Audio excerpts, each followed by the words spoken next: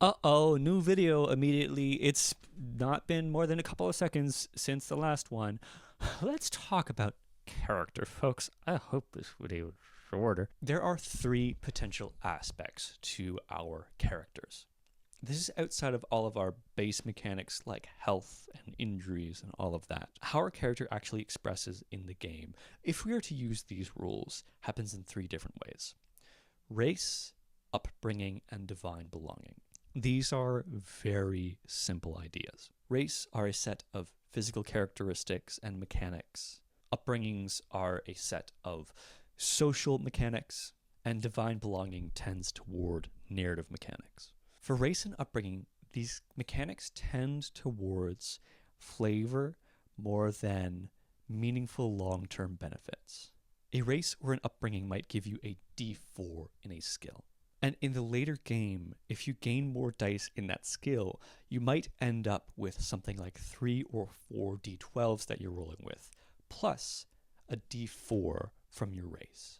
So these choices meaningfully impact the start of the game, but as time goes on, are meant to be less impactful.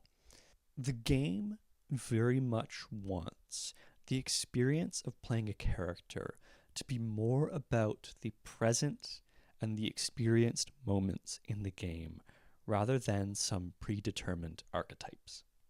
Now, something that I've realized is that people do like their archetypes. People like placeholders to graft things to. So let's talk about our freaking first character sheet. I haven't talked about skill trees in videos yet, unless you've watched the skill trees video before this. But each section of the game and each skill tree has a different character sheet for it. So there's the base one that everyone might have, in which we cover the character name, total amount of tiers, our different skill trees, upbringings, race, and belonging. We then can keep track of edge dice and swing.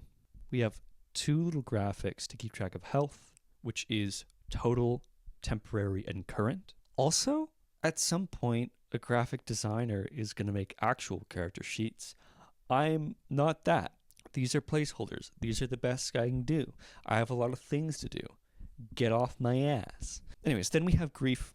You can just write down when you take a grief, the nature of that grief, however you comfortably can describe it. I don't know. That might be a thing that you might want to do on its own page in your notes. You have then rapport, where you can just write down which characters you have rapport with. Injuries, maybe there should be a section here for permanent and current. And then reputation. Reputation gives you a little list and then a couple of dice. The idea for that list is for you to write down different locations or factions and your reputation with those groups. So Bob's Soda Shop, I might have 2d4. The Kingdom of Bungus, I might have 3d12.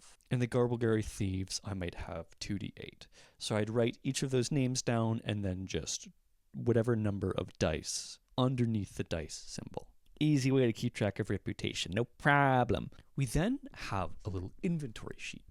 And you'll notice here that there are a bunch of armor slots. So let's talk about what this means.